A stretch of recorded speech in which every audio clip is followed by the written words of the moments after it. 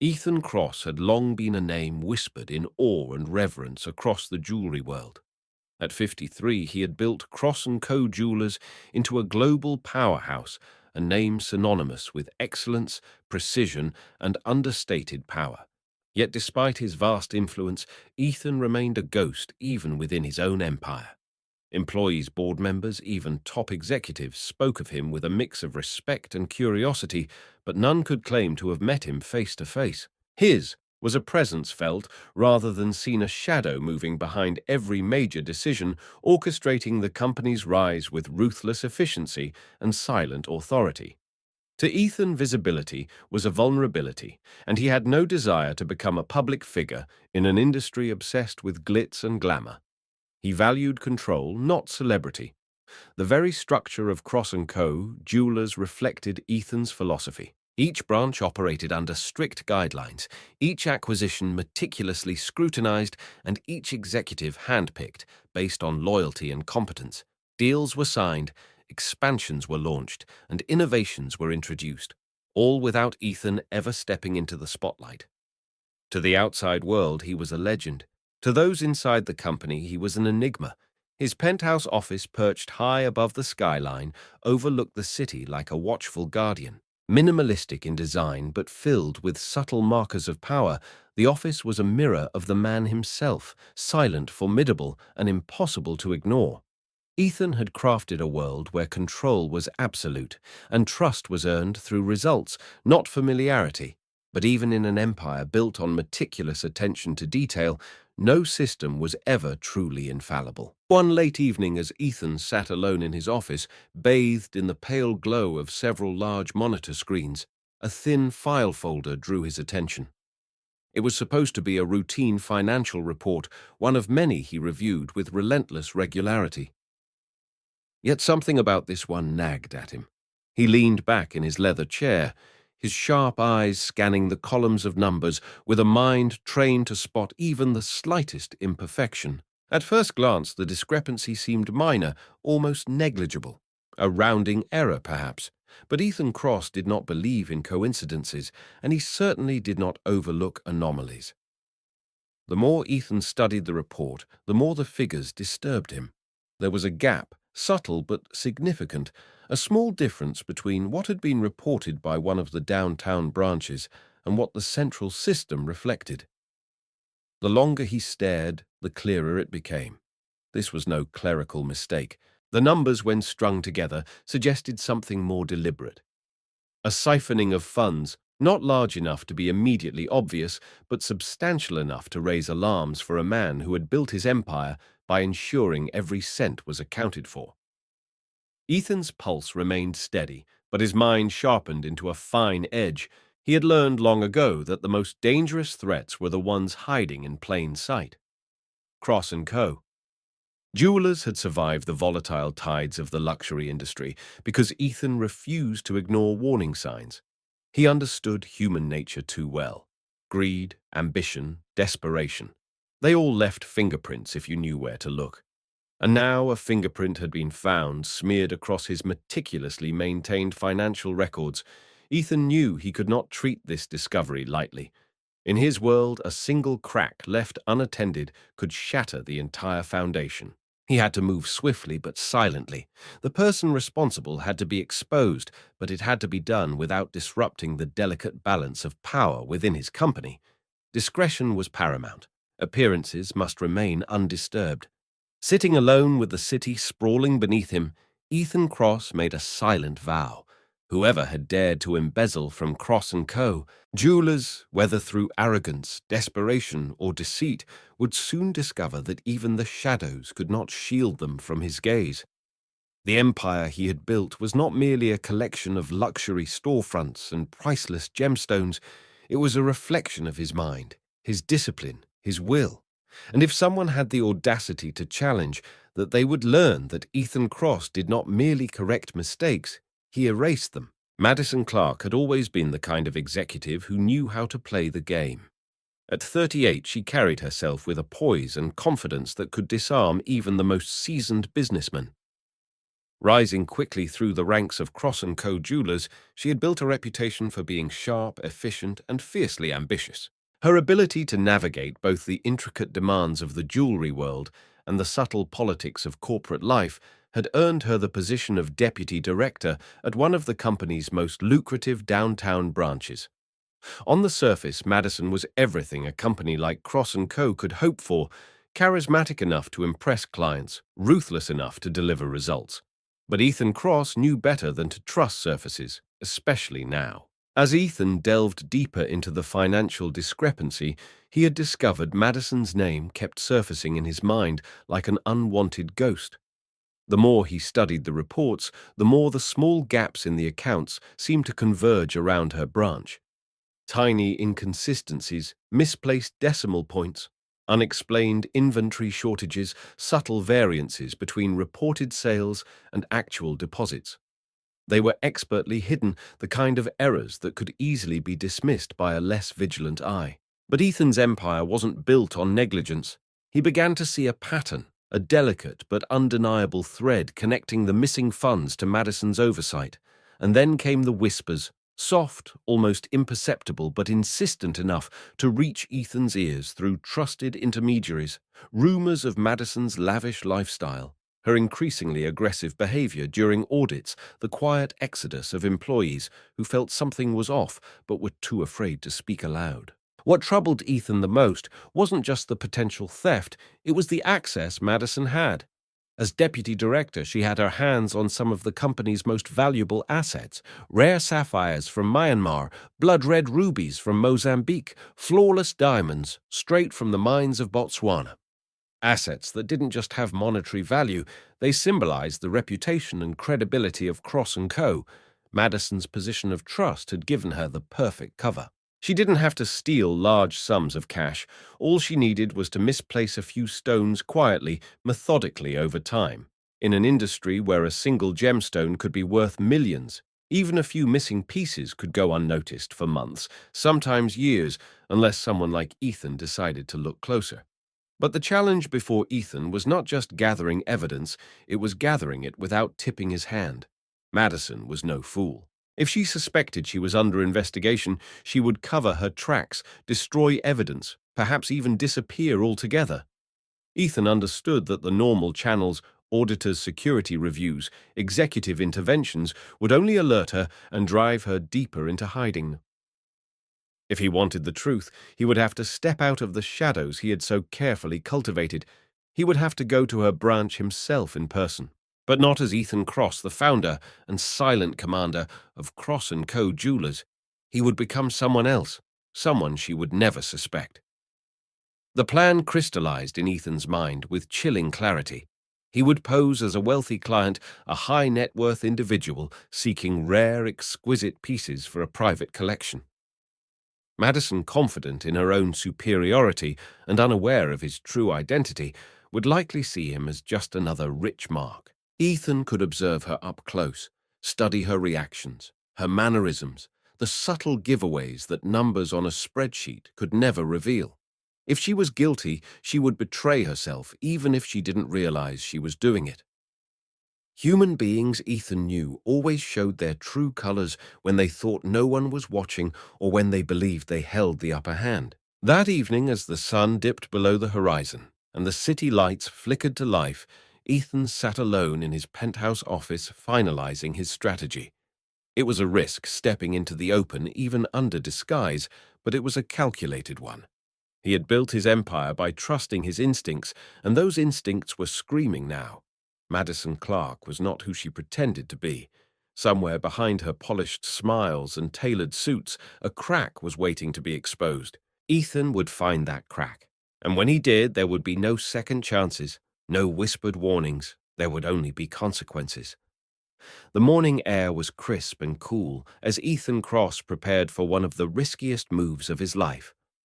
Gone was the meticulous, invisible CEO.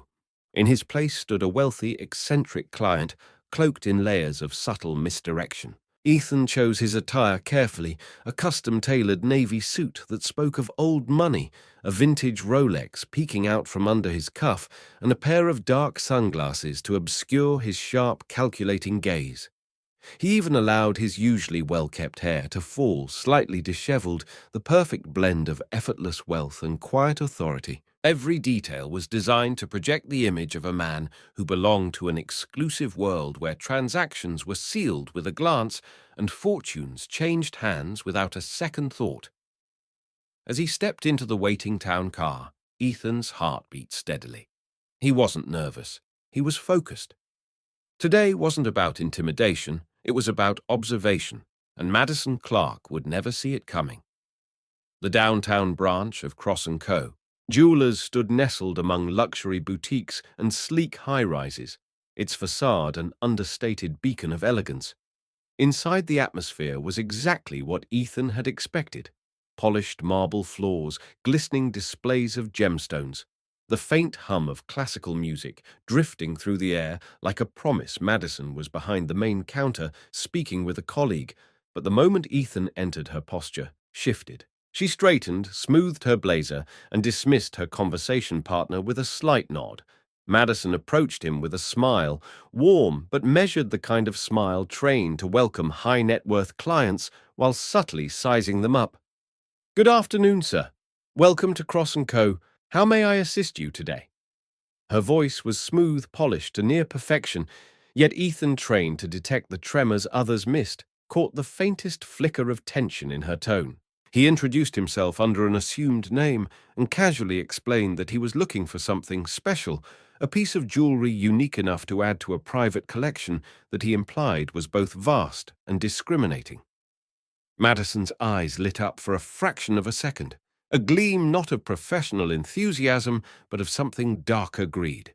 It was there, plain as day, before she quickly masked it with professionalism. Ethan observed her closely, noting the way her fingers tightened slightly on the edge of the glass counter, the way she steered him toward the more exclusive, high-value pieces without even a hint of hesitation. She was good, very good, but she was not perfect, and perfection was what Ethan Cross demanded. As Madison guided him through the collection, Ethan's attention was drawn to a particularly exquisite set of rubies, deep blood-red stones that seemed almost to pulse under the soft lighting.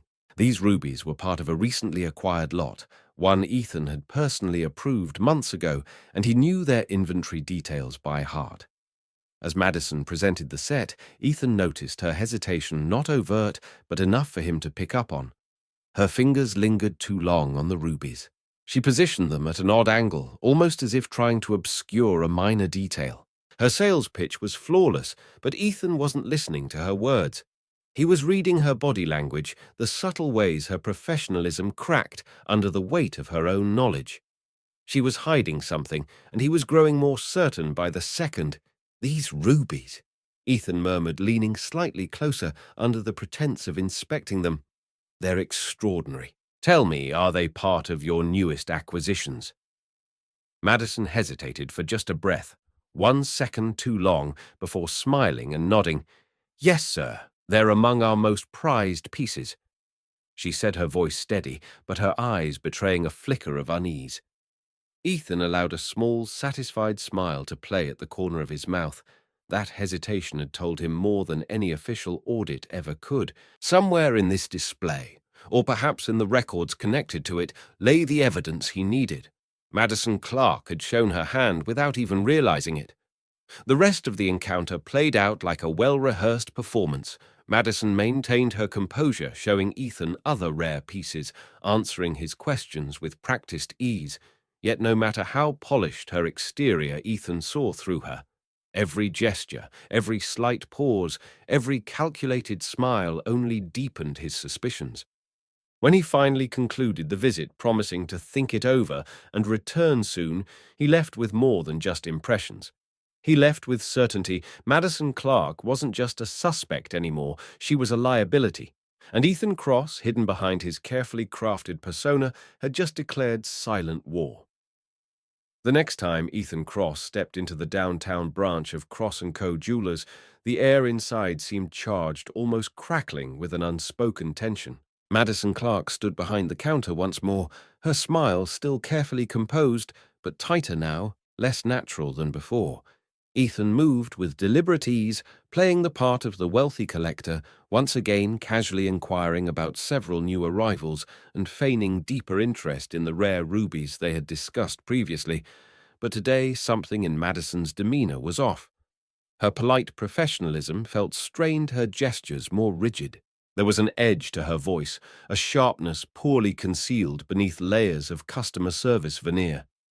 Ethan sensed the walls closing in around her, and he knew instinctively that it was only a matter of time before the pressure would force her to crack. It happened faster than he expected. As Ethan leaned in to examine a particularly exquisite sapphire necklace, offering a few innocent-seeming but deliberately probing questions about the stone's provenance, Madison's carefully maintained facade finally slipped. Her eyes darkened, her mouth tightening into a grim line. Without warning, she straightened her posture and snapped her voice, cutting through the delicate hum of the showroom. "Is that all you came here for?" she hissed loud enough that nearby staff paused to glance over Ethan, maintaining the composure that had carried him through countless boardroom wars, merely raised an eyebrow in silent inquiry. Madison stepped closer, her hands trembling slightly, despite the anger burning in her eyes. "You think you can just walk in here flashing your money around, acting like you own the place, like you can buy anything or anyone you want?" The outburst sent a ripple through the room, though the other employees quickly busied themselves pretending not to hear. Ethan remained motionless, letting the silence stretch, forcing Madison to fill it with more damning words, and she did, her voice rising as her self-control eroded. "You're no different from the rest of them," she sneered. "You think because you have a fat bank account, you can waltz in and tear apart everything we've built here. You think you're entitled to everything you lay your eyes on." There was venom in her voice now, a bitter resentment that went beyond mere frustration with a difficult customer. This wasn't about salesmanship anymore, this was personal. Madison wasn't defending the store's honor, she was defending something much more fragile, her own crumbling illusion of security. As Madison's words tumbled out sharper and more reckless with each passing second, Ethan saw it for what it was, a confession wrapped in anger. She was speaking not just to him, but to the phantom threat she sensed closing in. Her defensiveness, her hostility. It was guilt. Guilt amplified by fear. She didn't know Ethan's true identity, of course. To her, he was just another arrogant, wealthy client, but her reaction revealed everything he needed to know. Madison wasn't just dabbling in minor misappropriations. She was deeply entangled in something far bigger, something that had rotted away at her conscience until only rage and desperation remained. And now, in the middle of a glittering showroom filled with priceless treasures, she had all but admitted it. Ethan allowed the corners of his mouth to twitch into a faint, almost pitying smile, a smile Madison misread entirely. She thought he was mocking her, and it only fueled her unraveling further.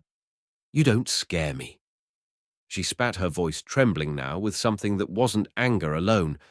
"People like you think you're untouchable, but you're not. You think you can control everything, but you don't know what you're dealing with." Her words were meant as a warning, but to Ethan they were a gift. Every syllable dripped with fear, with panic, born of knowledge she couldn't afford for anyone to uncover. Calm as ever, Ethan inclined his head slightly, his voice measured and low when he finally spoke. "I assure you," he said, "I'm here for exactly what I need and nothing more." The confrontation ended not with a bang, but with a whisper. Madison, realizing she had overplayed her hand, quickly retreated, offering a brittle excuse about needing to check something in the back office. Ethan watched her go without moving his mind, already piecing together the next steps of his plan. Madison's outburst had confirmed more than months of audits or surveillance ever could. She was guilty, terrified, volatile, and dangerously exposed. And now Ethan Cross had the leverage he needed. Not just proof of wrongdoing, but a psychological advantage. He had seen the cracks beneath her polished surface, and he knew precisely where to press.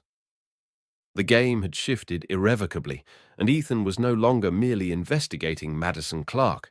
He was preparing to dismantle her world piece by precious piece. As Madison Clark's furious outburst echoed in Ethan Cross's mind, It wasn't her insults that haunted him most. It was a single word she had muttered in the heat of anger: trapped. The way she had said it, the raw panic behind it, hinted at something far more complex than simple embezzlement. Madison wasn't acting purely out of greed. There was fear in her voice, fear that spoke of forces larger than herself, forces she couldn't control. Ethan, standing there in the gleaming showroom among the polished marble floors and glittering gems, realized that he wasn't just dealing with one rogue employee. He was standing at the edge of something much deeper, a network of deceit that had festered inside his company without his knowledge. And now he was certain Madison Clark was merely the surface of the rot. Driving away from the downtown branch later that afternoon, Ethan stared out the tinted window of his town car. His mind racing. Madison's behavior had confirmed his worst suspicions. She wasn't a lone wolf siphoning off assets for personal gain. No, she was entangled in something broader, something she didn't fully control and perhaps never had.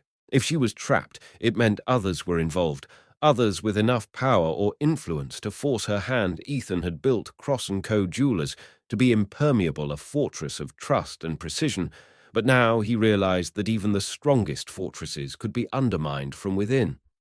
Somewhere in his carefully chosen ranks, there were traitors, hiding behind polished smiles and quarterly reports.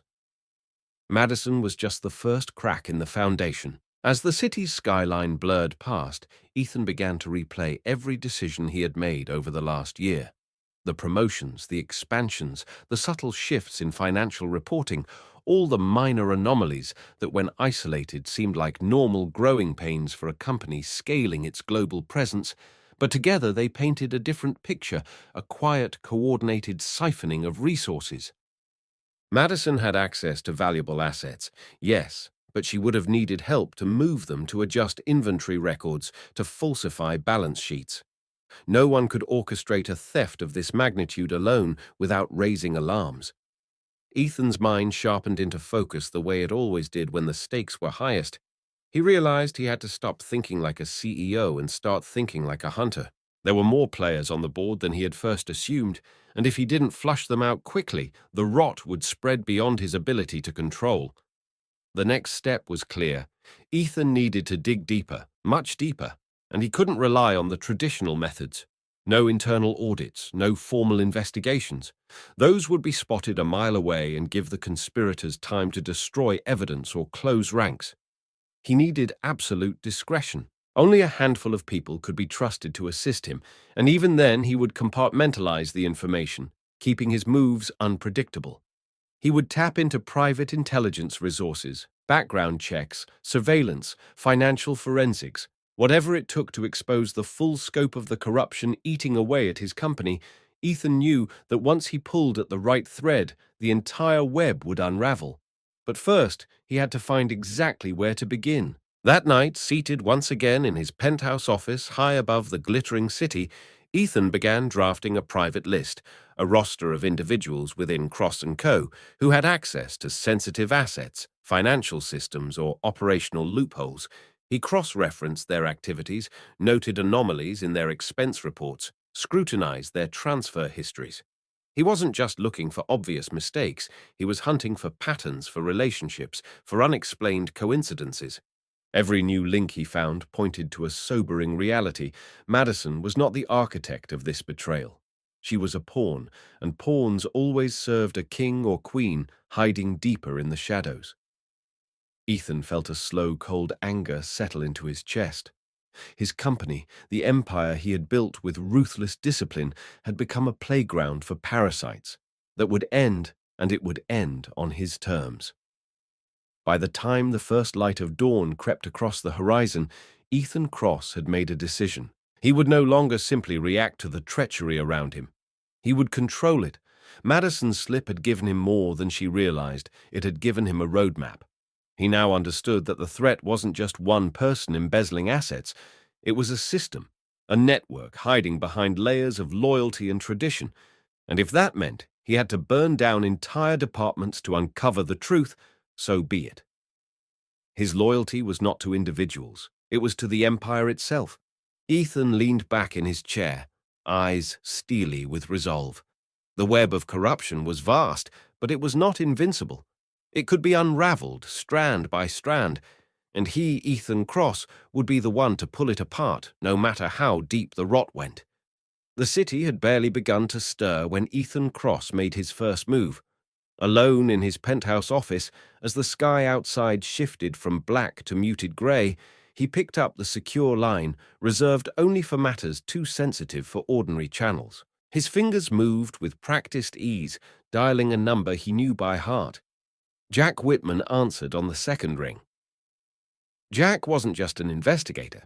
He was Ethan's most trusted ally, a former intelligence officer who had spent years specializing in corporate espionage and financial forensics. If there was anyone who could peel back the layers of deception surrounding Madison Clark, it was Jack. Ethan wasted no time with pleasantries. His voice was low, steady, but carried the sharp edge of command. "I need everything on Madison Clark," he said. "Every transaction, every contact, every whisper, and I want it fast." Jack simply replied, "Consider it done," before hanging up without another word. Within hours, Jack's preliminary findings began to trickle in, and they were more revealing than Ethan could have hoped or feared. Madison's personal finances, once appearing stable and ordinary, showed a series of quiet but significant spikes over the past 2 years. Luxury vacations billed under false business accounts, real estate investments funneled through shell corporations, offshore banking activities masked by intricate webs of middlemen. But that wasn't the most damning part. Madison wasn't acting alone. Cross-referencing her activities with internal transaction logs revealed subtle but persistent patterns, specific inventory movements, unusual purchase authorizations, and private meetings with several individuals who on the surface seemed unrelated to Cross & Co.'s daily operations. Yet Jack's deeper analysis exposed the truth. These individuals were not random. They were some of the company's top investors, men and women with seats on advisory boards, access to confidential financial systems, and most importantly, the power to cover their tracks. Ethan leaned over his desk, studying the dossier Jack delivered later that night. Madison's fingerprints were all over the skimming operation, but the scope of the conspiracy made his blood run cold. It wasn't just the theft of a few gemstones or cash siphoning off the books. It was a systematic, calculated bleeding of the company's wealth, orchestrated by people he had once trusted to safeguard it. Investors who had been with Cross & Co. since its earliest expansions, individuals who had dined at his private tables, toasted to his victories, sent congratulatory letters when new stores opened overseas. These were not petty criminals. They were seasoned players cloaked in the legitimacy of wealth and power. Madison had been the executor, the hands that moved the pieces. But the grand design had come from higher up, from individuals who believed they were untouchable. The realization weighed heavily on Ethan, but it also ignited a fire within him. Betrayal was not new to him. He had witnessed it early in his career when a trusted mentor sold him out during a pivotal acquisition. But this betrayal was different. This was personal. Cross & Co. wasn't just a business, it was his legacy, the tangible result of decades of sacrifice, precision, and uncompromising vision. That legacy was now under assault from within its own ranks, and Ethan understood that simply removing Madison would not be enough. To cleanse his empire, he would need to root out every conspirator, expose every deception, and destroy the network they had built, stone by stone. There could be no compromise, no quiet severance agreements or whispered settlements. The infection had spread too deep for half measures. As he pored over the last of the documents, Ethan began mapping out his next moves with surgical precision. First, he would isolate Madison. She was the weak link, the one who might crack under pressure if pushed in the right way. Then he would widen the net, setting traps for the investors implicated in Jack's report, forcing them to reveal themselves further. He would track every illicit wire transfer, every shell company, every shadow meeting they thought had gone unnoticed. It would not be enough to confront them with accusations. He would need overwhelming evidence, airtight and undeniable, the kind that not even the finest legal defense teams could dismantle. Ethan knew that once he exposed them, The dominoes would fall fast, and when they did, he would be ready to crush everything they had built on the ruins of his trust. By the time the sun rose fully over the city, casting long, sharp beams across the polished surfaces of his office, Ethan Cross was no longer the invisible hand guiding a quiet empire. He had become something else entirely, a man at war with the forces that had dared to undermine him. Every smile he had once trusted, every handshake he had once accepted, now seemed suspect. But it didn't matter. In the game of empires, trust was a currency often counterfeited, and Ethan had always known that only vigilance and ruthlessness kept kings on their thrones. Gathering the evidence was only the beginning. The real battle was coming, and Ethan Cross, the man no one had truly known, was about to show them exactly what kind of adversary they had awakened. The air in the private boardroom of Cross & Co.'s flagship headquarters was thick with tension, heavier than the expensive leather chairs and gleaming mahogany table that dominated the space. Ethan Cross stood at the head of the long table, his figure calm, his presence commanding the men seated before him. 3 of the company's top investors and long-time advisors shifted uncomfortably in their seats. They had no idea why they had been summoned so urgently, and that uncertainty gnawed at them. Ethan had chosen the time, carefully ensuring that the office floors above bustled with normal activity so that no whispers would carry beyond these soundproof walls. It was a silent ambush, and Ethan held all the cards. He let the silence linger, letting it press down on them, before finally speaking, in a voice that was cold, measured, and sharp as a blade. "Gentlemen," he began, "I think you know why you're here." Without waiting for a response, Ethan laid a thick, leather-bound folder onto the center of the table. The investors' eyes flickered toward it, instincts sharpened by years of backroom dealings. Jack Whitman's meticulous investigation had yielded a mountain of damning evidence: forged asset transfer records, shell company, bank accounts, hidden inventory, discrepancies, secret meetings. Ethan flipped the folder, opened sliding documents across the polished surface with deliberate slowness. "This," he said, his voice cutting through the thick air, "is a detailed record of your activities over the past 18 months, embezzlement, money laundering, conspiracy to defraud a corporation." One by one, he pointed to signatures, emails, transaction, histories, all irrefutable, all damning. Their faces paled, their carefully constructed facades beginning to crack. These were men accustomed to power, accustomed to maneuvering behind the scenes, but now they were pinned under the harsh light of undeniable truth. For a moment, none of them spoke.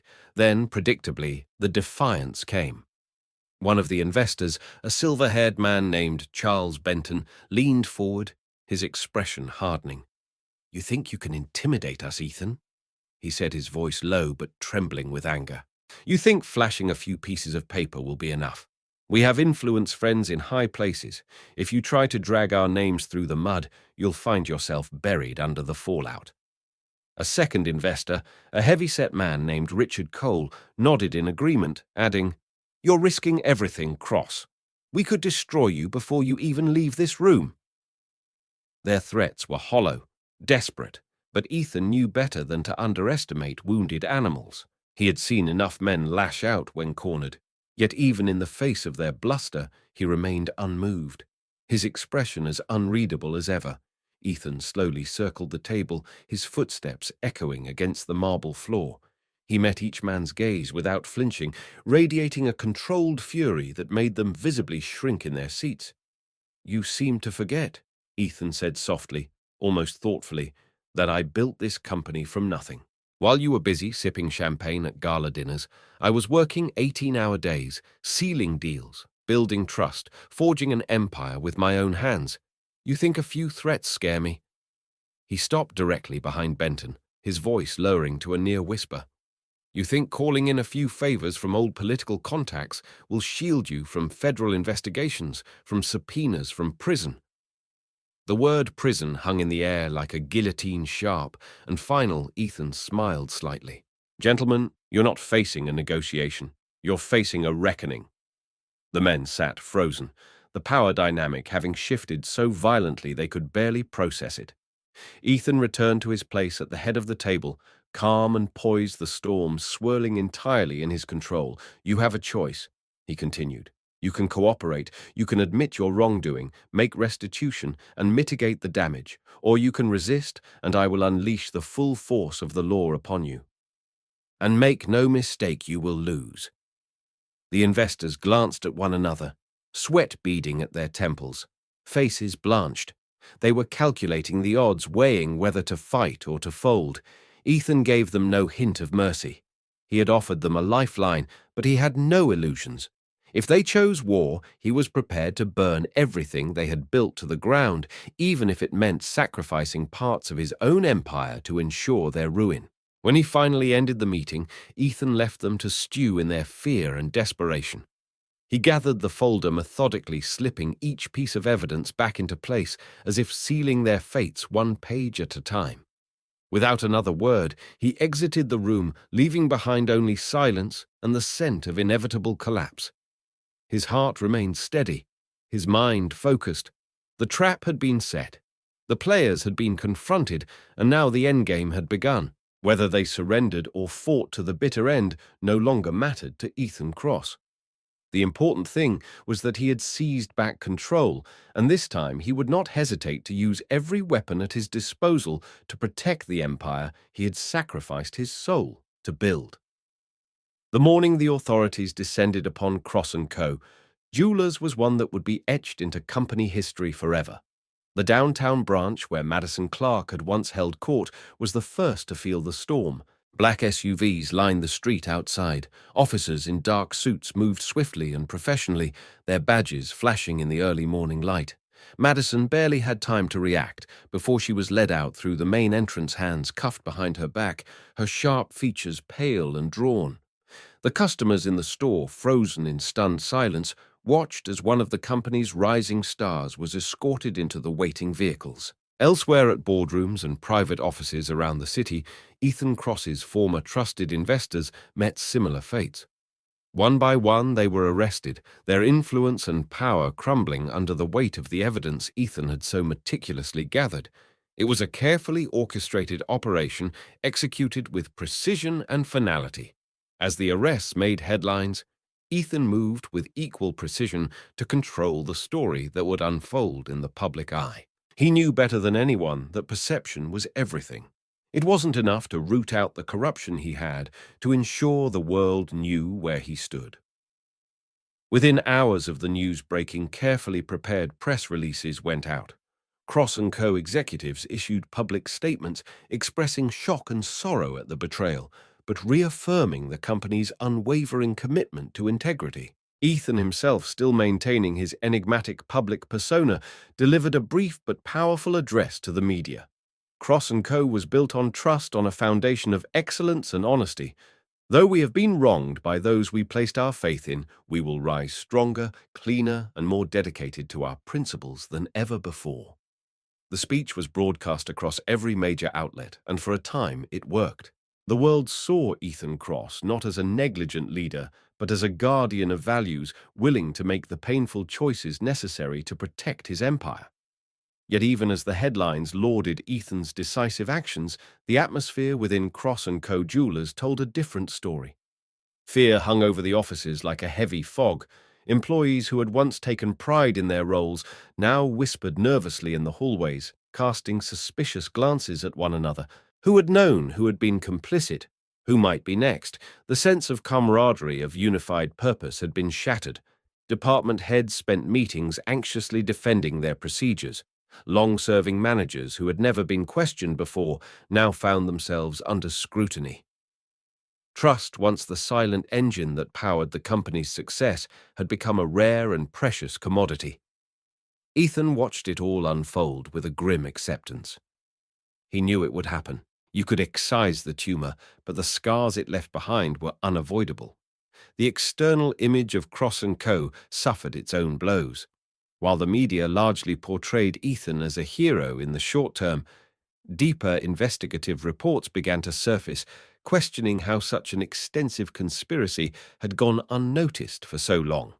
Analysts speculated whether systemic issues within the company's culture had enabled the corruption.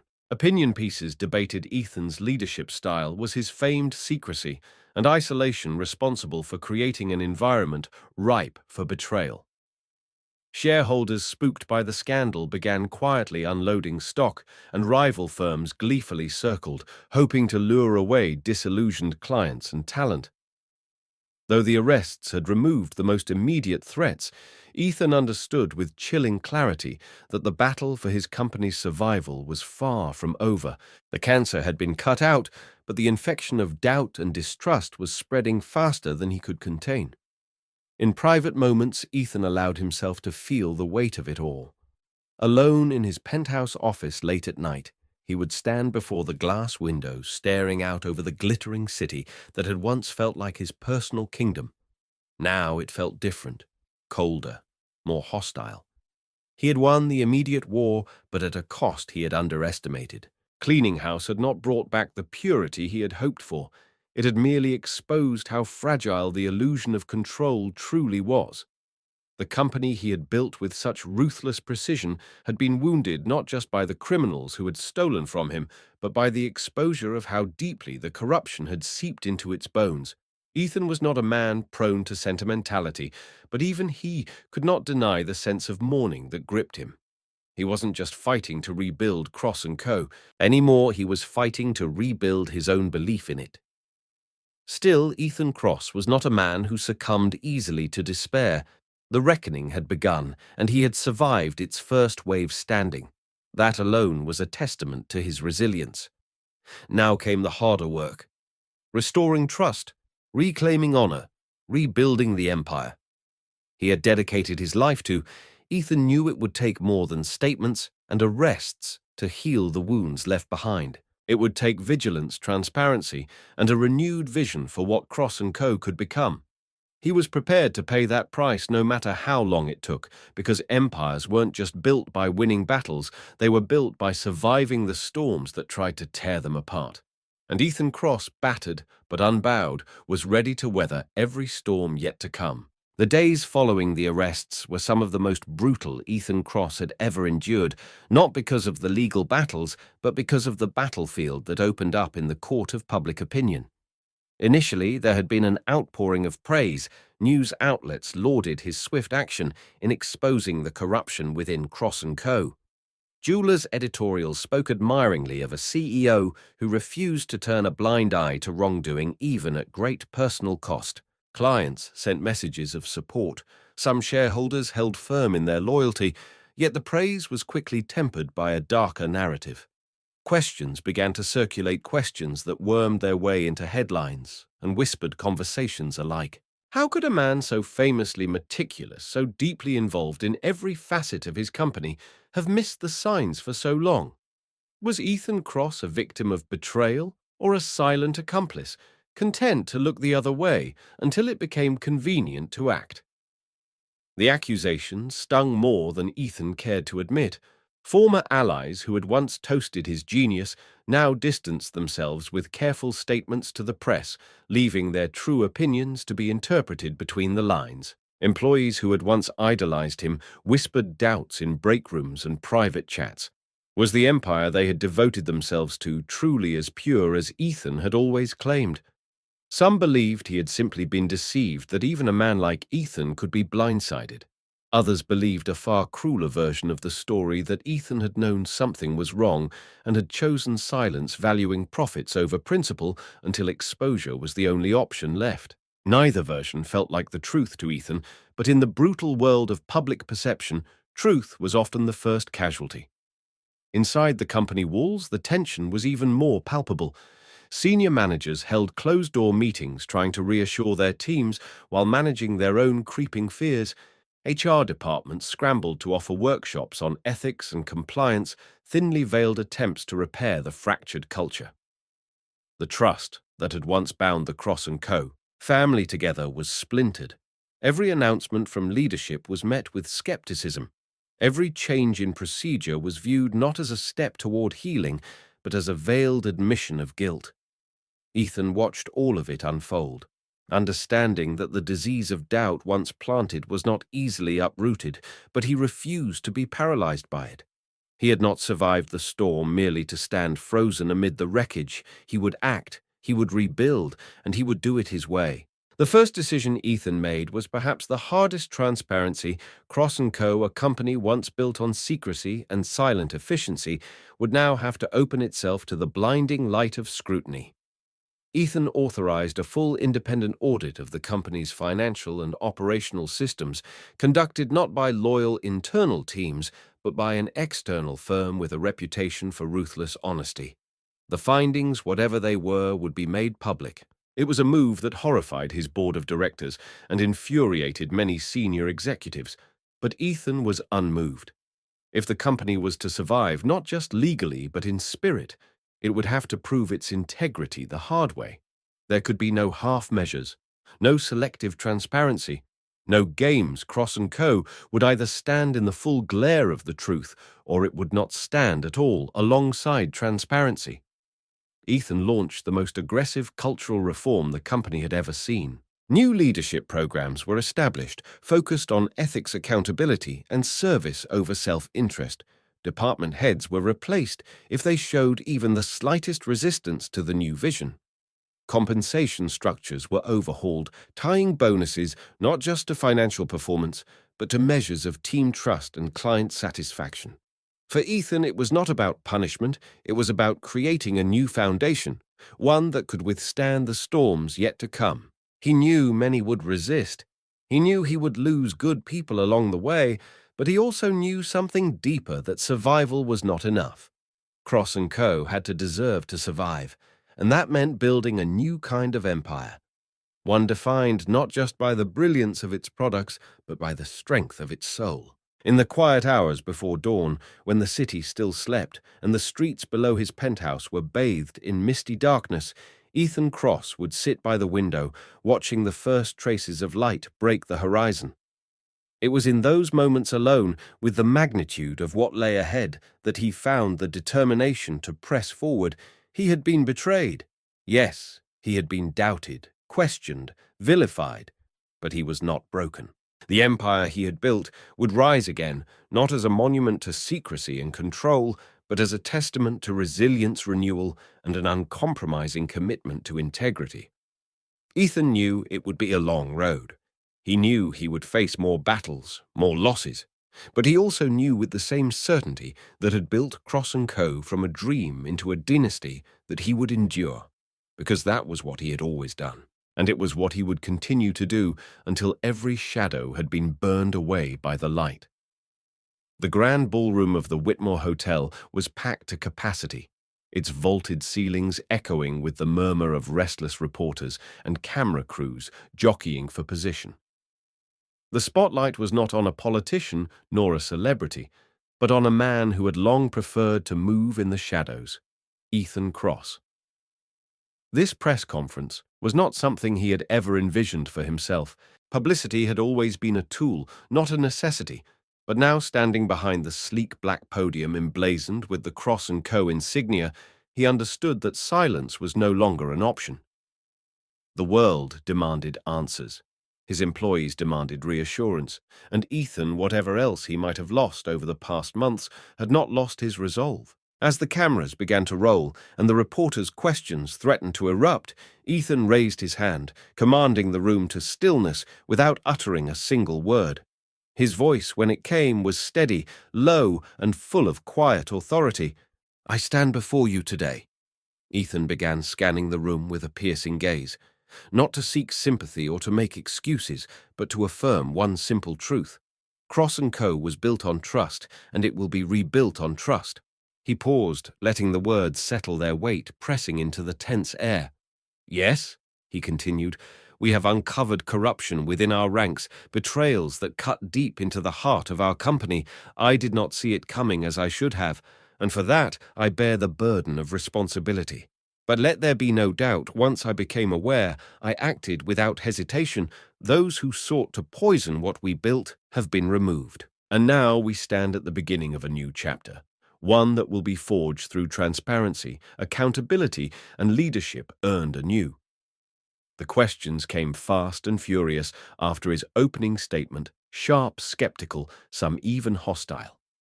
Was it true he had ignored warnings? Was Cross & Co.'s culture complicit in enabling corruption? Could Ethan himself truly claim innocence in an empire built so silently and so ruthlessly? Through it all, Ethan remained unwavering. He answered every question with calm precision, never dodging, never deflecting. He admitted failures where they existed, but reaffirmed his commitment to reform. Mistakes were made. He acknowledged, his voice tightening only slightly. But let me be clear. Mistakes do not define us. Our response to them does. We have already begun the hard work of rebuilding from within. We are re-examining every structure, every process, every leadership decision that allowed complacency to creep in. And we will emerge stronger, not despite this challenge, but because of it. The press conference stretched into the afternoon, yet Ethan showed no sign of faltering. He laid out a detailed plan for Cross & Co.'s future full annual independent audits, a new ethics oversight committee led by external members, leadership training programs, emphasizing values over profit, and a new internal whistleblower system designed to catch misconduct before it could take root. His words were not lofty promises, but concrete commitments, measured and practical. The reporters took furious notes. Investors watched from afar with cautious optimism. Employees, many still grappling with fear and doubt, found a glimmer of hope in his steadiness. Ethan wasn't trying to sweep the past under the rug. He was dragging it out into the harsh light and daring the world to watch as he rebuilt from the wreckage. As the conference drew to a close, Ethan delivered his final remarks with a quiet intensity that silenced the entire room. There will be those who continue to doubt. He said, there will be those who say this company cannot recover, that the wounds are too deep. Let them say it. We will prove them wrong, not through words but through action. Cross & Co. will stand, not because it was never shaken, but because it refused to fall. He stepped back from the podium.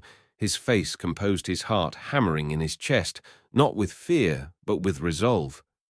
As he walked off the stage, the flashes of cameras exploding around him like fireworks, Ethan felt something shift deep inside. He had faced the fire and had not been consumed.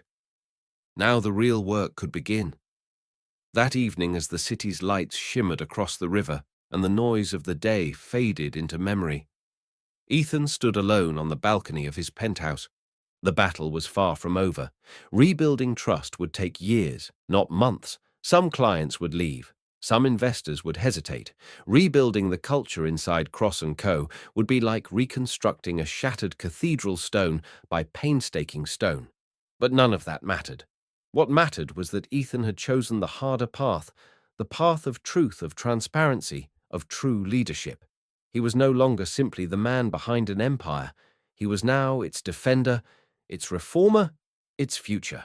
And come what may, Ethan Cross would meet every challenge, weather every storm, and ensure that Cross & Co. Jewelers would rise once again, not as a relic of the past, but as a symbol of resilience, honor, and unwavering strength. If this story moved you, inspired you, or made you reflect on the hidden battles that shape our world, we invite you to join our journey. Subscribe to Deep Inside HQ for more powerful stories of resilience, truth, and transformation. Every week, we uncover the moments that define character challenge, destiny, and reveal the deeper side of human ambition. Hit the notification bell so you never miss a new chapter. Share this story with someone who needs a spark of courage today, and leave a comment below. We'd love to hear your thoughts together. Let's continue exploring the truths hidden beneath the surface.